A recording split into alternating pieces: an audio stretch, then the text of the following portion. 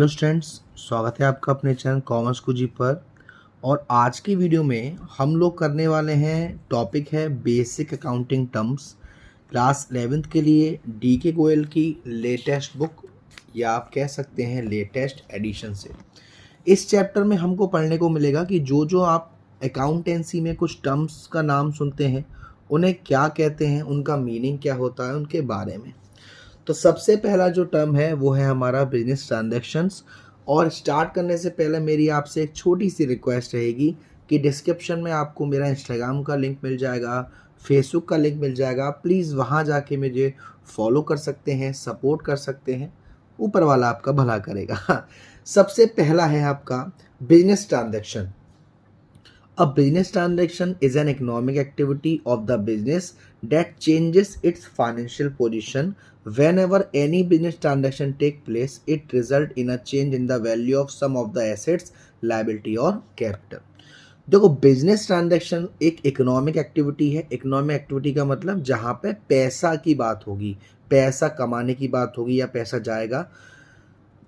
Economic activity है जो कि बिजनेस की फाइनेंशियल पोजीशन को चेंज करती है। जब भी बिजनेस ट्रांजैक्शन होता है तब भी या तो एसेट्स में या लायबिलिटी में या कैपिटल में चेंज आता है।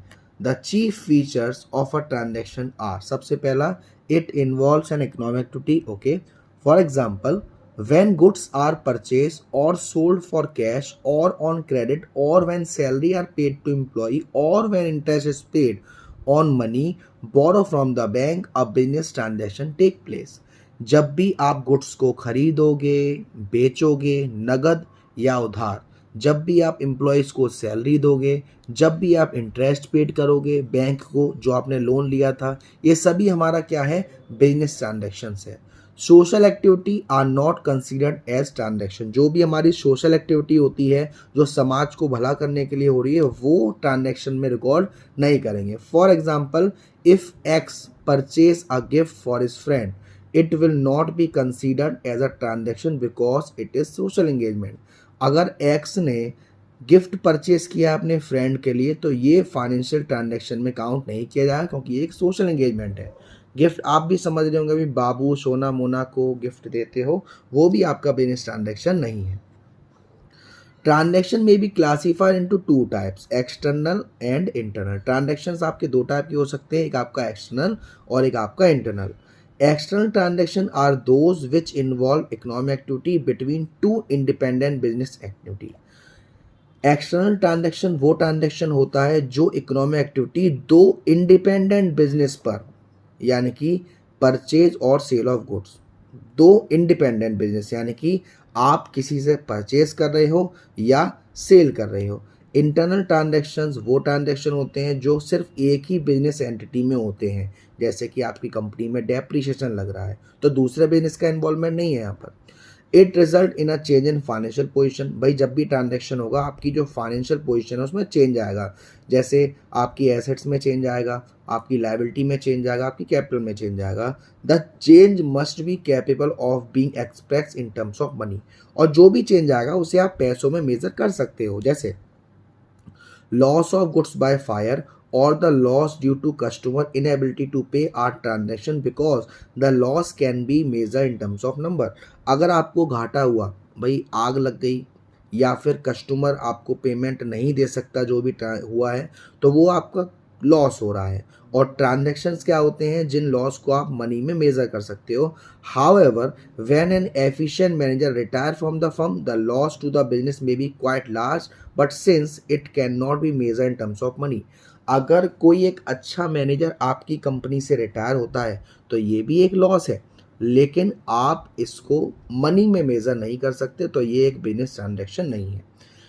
Event, an event is the consequence और रिजल्ट ऑफ अ ट्रांजैक्शन। जो हमारा इवेंट होता है वो क्या होता है, जो भी हमने ट्रांजैक्शंस किया उस ट्रांजैक्शन की वजह से जो चीज़ हुई, जो घटना घटी, जो लास्ट में रिजल्ट आया, वो हमारा क्या होता है, इवेंट। फॉर एग्जाम्पल, सचिन ने बिजनेस स्टार्ट किया जिसकी कैपिटल कितनी थी, 5 लाख की थी। उसने गुड्स परचेज किया 4 लाख का नगद और बेच दिया 3/4 of these goods for 3,80,000। He also pay 20,000 as rent of the godown. The following result can be drawn from the above. अब इससे हम क्या क्या रिजल्ट ले सकते हैं? देखो ट्रांजेक्शंस क्या है, हमने बिजनेस स्टार्ट किया, ये ट्रांजेक्शन है, गुड्स परचेज किया, ये ट्रांजेक्शन है, बेचा वो भी ट्रांजेक्शन है, और ये 20,000 गोडाउन में रेंट दिया, ये भी ट्रांजेक्शन है। तो ये आपने देखा, ये सभी ट्रांजेक्शन है। अब हम इसे कैलकुलेट कैसे करेंगे? देखो हमने गुड्स कितने का परचेज किया था? 4 लाख का, और इस 4 लाख का 3/4 हमने बेच दिया 3,80,000 का, यानी कि 4 लाख का 3/4 करोगे तो 3 लाख आएगा। 3 लाख का गुड्स हमने कितने में बेच दिया? 3,80,000 में, और 20,000 हमने दिए गोडाउन को। तो 80,000 में से 20,000 गया तो हमें कितने का प्रॉफिट हो रहा है? 60,000 का। यहाँ आपने समझाया भी है कि सर सेल्स करी 3,80,000 की, उसके बाद 3/4, 4 लाख का 3/4 करेंगे तो 3 लाख आएगा। 3 लाख का गुड्स हमने 3,80,000 में बेचा, लेकिन 20,000 हमने रेंट भी पेड किया। ये हमारा क्या है सर? ये हमारा इवेंट है, एंड रिजल्ट है। उसके बाद 4 लाख का सामान था जिसमें से 3/4 बेच दिया, तो 1 लाख का अभी भी हमारे पास सामान है, तो ये भी हमारा इवेंट है। अब हमारे पास पैसा कितना बचा हुआ है? 5 लाख हमने लगाया था, 3,80,000 की सेल कर दी, यानी कि 8,80,000, जिसमें से जो हमने सामान खरीदा था 4 लाख का वो चला गया, 20,000 गोडाउन का रेंट चला गया, तो 4,60,000 हमारे पास कैश में है। तो टोटल कैपिटल कितनी हो गई? 5,60,000। तो आप देख रहे होंगे कि जो भी हम ट्रांजेक्शन्स करते हैं, आपके पास 50,000 के गुड्स थे, आपने 10,000 के गुड्स बेच दिए, तो अब कितने गुड्स बचे? 40,000 के। ये सब अभी हमारे क्या होते हैं? इवेंट होते हैं। फिर है आपका account. In actual practice, the individual transaction of like nature are recorded, added or subtracted at one place. Such place is customarily termed as an account. देखो हम कैश, परचेज, सेल्स, ये सारे ट्रांजैक्शन को एक ही अकाउंट में रखते हैं, ताकि अगर उससे रिलेटेड कोई चीज़ होती है तो उसी से जोड़ेंगे, उसी में रिकॉर्ड करेंगे, उसी से माइनस करेंगे, उसको हम क्या कहते हैं? अकाउंट कहते हैं। Prior to the understanding the meaning of debit and credit, it is essential to understand the meaning and form of account. Debit और क्रेडिट की मीनिंग को अच्छे से जानने के लिए हमें यह मानना बहुत ज़रूरी है कि अकाउंट क्या होता है। An account is a record of all business transaction relating to a particular person or item. Account क्या होता है? अकाउंट वो चीज़ है जो एक पर्टिकुलर पर्सन का या एक पर्टिकुलर आइटम के सारे बिजनेस ट्रांजैक्शंस को रिकॉर्ड करता है। In accounting we keep a separate record of each individual assets, liability, expense और इनकम। अकाउंटिंग में जो भी हमारा अकाउंट होता है उसमें हम हर चीज़ का, इंडिविजुअल का, एसेट्स का, लायबिलिटी का, एक्सपेंस का, इनकम का, सबका अलग अलग अकाउंट मैनेज करते हैं।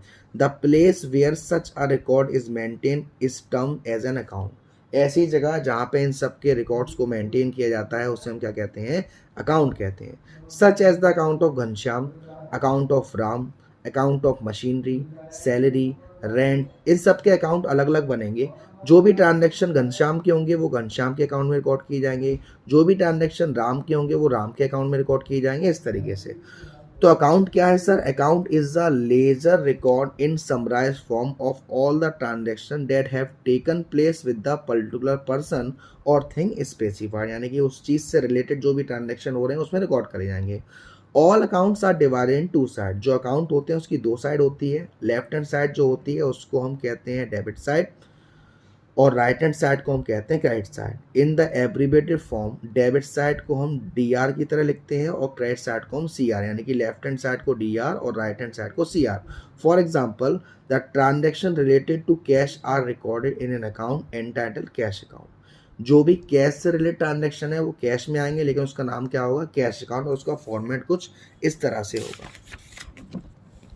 ये आपको फॉर्मेट दिख रहा है, टी शेप इसको बोलते हैं। ये लेफ्ट हैंड साइड है डेबिट साइड, ये राइट हैंड साइड है क्रेडिट साइड। अब डेबिट साइड में क्या आएगा और क्रेडिट साइड में क्या आएगा वो हम आगे चल के सीखने वाले हैं। Capital, it refers to the amount invested by the proprietor in a business enterprise. जो इंसान जिसका खुद का बिजनेस है उसने अपने बिजनेस को स्टार्ट करने के लिए जो पैसा इन्वेस्ट किया, जो पैसा लगाया, उसको हम बिजनेस में कैपिटल के नाम से जानते हैं। अमाउंट में be in the form of cash, good और एसेट। पैसा वो नगद भी लगा सकता है, एसेट्स के रूप में भी लगा सकता है, गुड्स के रूप में भी लगा सकता है, किसी भी तरीके से लगा सकता है। ये फर्म के लिए एक इंटरनल लायबिलिटी होती है। This is so because the proprietor is separate and distant from the business, क्योंकि जो मालिक है और जो मालिक का बिजनेस है उसको अलग अलग रखा जाता है। Capital is the amount with the help of which goods and assets are purchase in the business. तो कैपिटल बिजनेस के लिए क्या है? कैपिटल बिजनेस के लिए एक ऐसी चीज है जिससे हम अपने बिजनेस में एसेट्स को, गुड्स को परचेज कर सकते हैं। As such, in order to calculate the amount of capital, all current assets and fix assets are added up and external liability are deducted out of it. अगर हमें पता करना है कि कैपिटल का अमाउंट कितना है, तो हमारी जितनी भी एसेट्स है, चाहे वो करेंट एसेट्स हो या फिक्स एसेट्स हो, वो भी हम आगे चल के देखेंगे कि क्या एसेट्स होती हैं, करेंट एसेट्स कौन सी होती हैं, फिक्स एसेट्स कौन सी होती हैं, उन सबको ऐड करेंगे और जो भी हमारी एक्सटर्नल लायबिलिटी है, एक्सटर्नल लायबिलिटी यानी बाहर के लोगों का कर्जा, उसको माइनस कर दें। यहाँ फॉर्मूला भी दे रखा है, capital is equal to assets minus liability. For example, suppose that the following balance appeared in the books of a firm. मान लीजिए ये आपको बैलेंस दे रखा है फर्म में, कैश का अमाउंट दे रखा है 20,000, मशीनरी दे रखा है, स्टॉक दे रखा है, डेप्टर दे रखा है और कैटर दे रखा है। देखो ये एसेट्स होता है, ये भी एसेट्स होता है, ये भी एसेट्स होता है, ये भी एसेट्स होता है। तो इन सबको जोड़ेंगे, ये लायबिलिटी इससे माइनस करेंगे और जो अमाउंट आएगा वो हमारी क्या हो जाएगी? कैपिटल हो जाएगी। तो 1,80,000 हमारी कैपिटल है। कैपिटल को हम ओनर्स इक्विटी भी कहते हैं, नेट वर्थ भी कहते हैं और नेट एसेट्स भी कहते हैं। ड्राइंग्स, एनी कैश और value of goods withdrawn by the owner for personal use or any private payment made out of business funds are called drawing। कोई भी ऐसा पैसा जो कि मालिक ने अपने बिजनेस से निकाला है अपने पर्सनल यूज के लिए या अपने प्राइवेट पेमेंट के लिए, वो पैसा कहलाता है ड्राइंग्स। मान लीजिए मालिक को अपने बच्चे के स्कूल की फीस भरनी थी और उसने अपने बिजनेस में से पैसा निकाल लिया, इस पैसे को हम ड्राइंग्स कहते हैं। तो आज की वीडियो में हम इतना ही समझते हैं, अगले पार्ट में हम इसके आगे के लिए देखेंगे। वीडियो पसंद आई हो तो प्लीज़ वीडियो को लाइक ज़रूर कर दीजिएगा, शेयर ज़रूर कर दीजिएगा और अब तक चैनल को सब्सक्राइब नहीं किया है तो प्लीज़ सब्सक्राइब कर लीजिएगा। Thank you so much, love you all.